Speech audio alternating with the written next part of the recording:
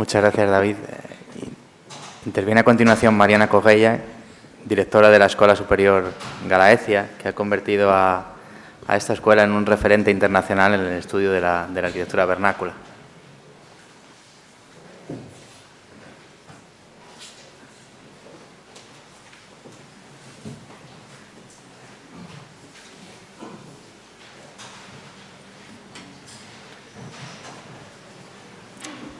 Buenas tardes. Bueno, mis disculpas, más voy a hablar en inglés. Es un placer, antes de pasar al inglés, quería dar mis gracias por la invitación y también por estar acá en Madrid.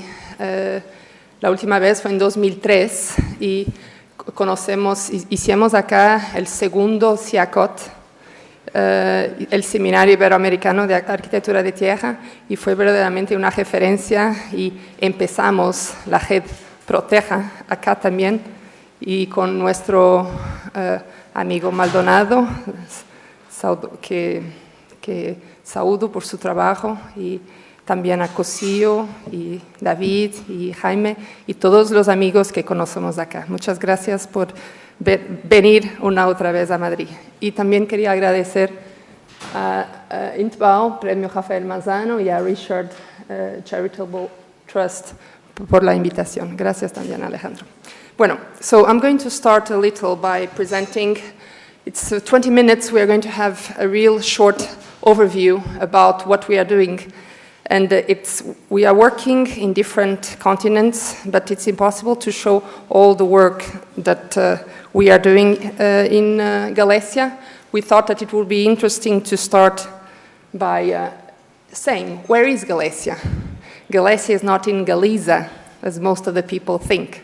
Gallaecia, as you can see, is in the north of the country. It's in the north of Porto. This is Spain. This is Portugal. Gallaecia is right here. And I live here. So I live 5 minutes, and I walk to the school as all our students. We go to Spain to put gas because it's cheaper. They come to Portugal to use our swimming pool. And also we have a so interconnected life that we have to say that we don't see a difference. People ask me how many Spanish students I have, we don't even realize if they are Spanish or Portuguese or Galician, because we know people by their names, and we are so used to express ourselves in our own languages. So we speak in Portuguese, Spanish, and Galician at the school. And the teachers that are Spanish teach in Spanish. The teachers that are Portuguese teach in Portuguese. Sometimes it's a mix because we have Erasmus students that do not have the time to learn Portuguese 2 weeks or 3 weeks before, and they get there, and some of them even learn Portuguese, and they get there and they have half classes in Spanish and half classes in Portuguese. So somehow we communicate, and that's the most important, because classes also sometimes are in French or in English, because receiving students from north of Europe and Italy, and also from the north of Africa. We are going to start receiving students from Morocco too, because they want to come. Anyway, so it's a private university school in the north of the country. It's with 2 degrees, architecture and urban design, fine arts and multimedia. And interesting is that half of our students are Portuguese and half of our students are Spanish. There's a tendency for the Spanish to rise, but we are still in Portugal, and it's interesting because more and more there's international students requesting to come to Europe, to our school. We have received in the last years also American diplomats that have their degree in the United States, but then they want to work in Europe, and our degree allows to work on the 28 countries of the European Union. So they stay 2 years, they do all the different modules that they need to do, and then they start working. So why this school, this small school, in a very specific context, and what are we doing there? And what could we do? For us, it's quite important we took advantage of the Bologna Agreement to change and to have a different approach. What happened is that we realized that the approach was similar in a lot of the 30 universities that there was in Portugal. Right now there's 20 faculties of architecture, used to be 30. There's less and less universities, and what's happening is that we realized that we had an important contribution and even a responsibility to try to do something different. So we approach through the population, how people live and how can we see, how can we transfer this knowledge to the students so that they realize that they could contribute changing how people live. So the question was, we took advantage of the Erasmus program to change the structure of the course. And what we did was to be always aware that context is essential and that context is changing very fast. So we have 5 years, and we divided, all the subjects are interrelated. And one thing is that because for the people that have their diploma at the school, for them to be able to work in Spain, we have to have a strong technological approach to the course, but at the same time keeping the humanistic side and the artistic side that we have on the Portuguese architectural approach. So one issue that was also important was to change the approach to history. So we did not go through time periods, we went through thematic approaches. So for example, we have history of building, we have history of the space, we have history of Peninsula Iberia, we have history of contemporary architecture, so we don't have an historical period approach, but we go by themes, and then we interconnect with the areas. For example, when they study the history of the architectural space and history of the dwellings, they also relate that with what we call design studio of the dwellings, so that we also relate that with the anthropology of space, so that students have an approach, but it's a more overall and more holistic approach and not divided. So, and this was possible by having an approach not top-down approach, but down-top approach. Why?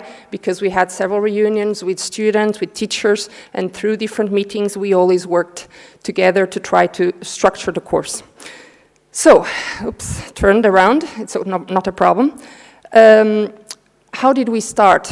The first years we go to the field. We draw, we get to know the context. For example, this is in Spain. So that's also an interesting issue. Even if we are in Portugal, we work in Spain and we work in Portugal. It's very important that the students are aware that there's different contexts and there's different legislations, there's different ways of dealing with the municipalities, with the regions, but also there's different ways of working, but at the end, it's architecture. And all this interconnected approach also helps them be prepared to act in the future in different contexts. So we go to the field and we start in, as you can see, on the first semester, we work with design studio analysis, and it's analysis of vernacular architecture. So we go to the traditional architecture around, and they study, and they do their own works, and this one is supposed for you. If you turn your head, you can read something, but this is a work of a student, and he wants to study the social connections of the traditional architecture. He wants to understand not just the building construction, but also how people used to work, how people used to live, and how together, why it was important to have this type of community meals, for example, and how would they work there. On the first months, we teach them how to read, how to see architecture that normally people don't look at it even. So we go to the fields, and this one was 2 months after the classes started. These are their first drawings, and with a lot of work, permanent, going to and working on the site. Also, they go inside the houses. They speak with the people that live there. They try to understand why houses are built, why houses were built that way.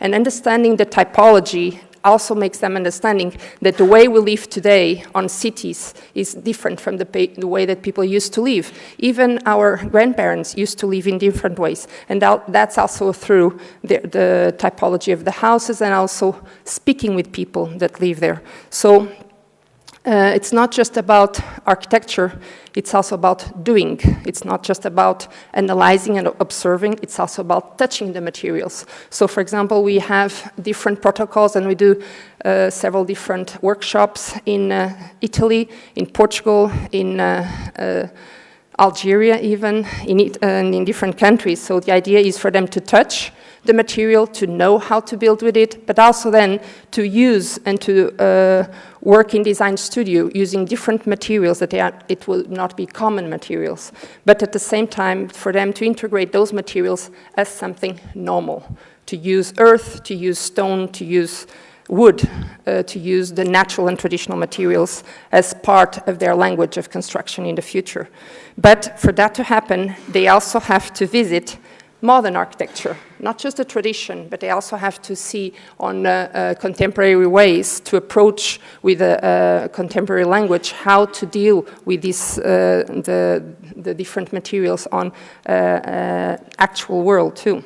So one other thing we do is that we do not just workshops but visits to universities with who we have closer connections so that they see different contexts and they work on those contexts. On the second semester of our university, we also deal with planning. We also deal with an approach to management and also to urban design. And this is essential to try to understand not just the context of the rural areas, but also of the cities. So for that, for example, they go through the urban design, but the history of the city, the urban design theory, but also related with management and planning. For example, Rui Florentino is the teacher of management and planning. He's also here, and it's important always to have this integrated approach. But if you realize, always in a urban scale, always with a human scale, and that's very important to have the overall approach of the maps and so on, but always go to the person, how the people live at the end there. And always working through this scale makes them realize that they are part and they have to always have this integrated approach to architecture and to urban design. Also, the different visits that we do with Erasmus students, but also Erasmus teachers to the different countries. And then, on the 8th semester, the approach to heritage. And this is possible through starting also to have, again, the human scale, but also working on details and how to see, to preserve the existing architecture, but also to see how to enable new details, but integrating them with the existing heritage. So it's always very important to have this dynamic approach, but also seeing it from a small scale to a large scale. And this is also possible at the last year. Then they have to know how to build with tradition, the same vision that they had since the beginning. At the end, they have to know how to build with these traditional materials and how to go from the small details again to the larger details, and or to use this. This is rammed architecture, and how to use, for example, this rammed earth technique, but on a context that is closer to them, and that they will know how to realize the different options to integrate it. One issue that it's always important, it's this cycle. For example, Vernadoc, it's a documentation camp developed by ICOMOS Vernacular Architecture Committee, and we go with our students and teachers. We were invited in 2012 to go to Al Ain, so we sent 3 teachers, and that was a key change. In 2013, we organized in Portugal also a camp of 3 weeks, and there was students coming from all over the world, and they worked all together during these 3 weeks, and they created, they studied the different vernacular architecture we had, and then again, we went for the context, to study the context and then to explain to the students, and this is already students' works. Last year, they returned back and then they understand how things worked, and that is a key issue because a lot of times, I remember when I finished university, we knew how to draw very well, but we did not even know how a tile used to go on the top of another tile, which is basic. And we should nowadays, people a lot of times, they are so used to computers, and then they go to disaster areas, and they don't know how to work without a computer. And this is this difference that nowadays it's missing, sometimes to return back and to work with the tools we have on the site, and not always computers, but also you have to have this interaction. At the same time, you have to know how to build, but you also have to know how to study and then how to preserve it. So the teaching is very related also with our research. On the research, we have our research center, Siege, has got, we have been working on different research projects. We have 3 lines, heritage and architecture, and urban design, and arts, and multimedia, and urban design and environment and planning. Since 2005, we have been working extensively. We worked in Proterra for the last 15 years, helping to enhance traditional architecture in the 15 countries that we visited with students in all Latin America. But we also worked with, for example, Cadivafor, which is the fortresses on the 2 sides of the river, the Portuguese side and the South Galician side, and how this system of defensive architecture used to be and how it is nowadays, how to enhance this heritage that is no longer alive, but it's still very much part of the people's living. And then also Terra Incognita 2, Natura Minho Minho, which is a very interesting project, again, with both sides of the border. We were part of these projects, and finally, nowadays we are also working with Tempos 3D in Tunisia, which is a project to enhance local traditional practices among handicraft, and we are working also with the Ministry of Algeria invites us all the years to go and to be part of this festival of earthen architecture, so that our teachers and our students also transfer knowledge and learn by doing, also with other countries as France and Italy. Research has been a huge and key part of our work at the school. One of the projects that we have been working, Cultura Sísmica Local in Portugal, local seismic culture in Portugal, was a project that was developed with the 2 faculties of engineering in the country, and the key main research was to understand what did local populations do following an earthquake to repair and to restore the buildings where they were living, but also how did local populations prevent. Because people a lot of times focus on monumental architecture, and they don't realize that people used to work and used to reinforce and used to also have a huge knowledge on how to prevent and how to protect their own houses. And this project was very interesting because it identified local seismic culture, but also materials and techniques to repair and to restore damaged, unused vernacular buildings, and actions how to address it on local community. So we divided the project in different phases. We worked for 3 years, and the results were quite amazing because we distributed 800 manuals among the 309 municipalities on the Portuguese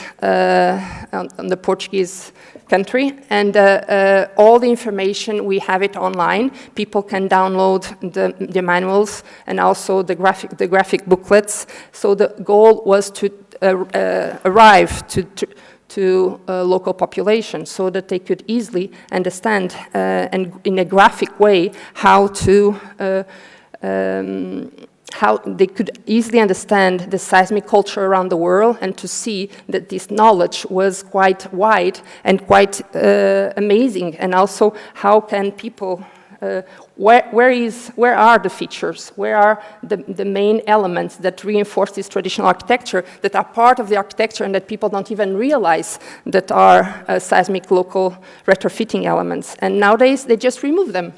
And that's a issue that this characterization of this architecture can put in, can jeopardize can jeopardize the architecture in case of an earthquake. So our goal was to identify recurrent errors, to systematize, to show the populations and also the municipalities how can they reinforce the buildings and how can they mitigate this seismic vulnerability. Another project was also Versus project. It's a project that won recently a prize, a European prize in Europe, a DIPA prize even here in Spain.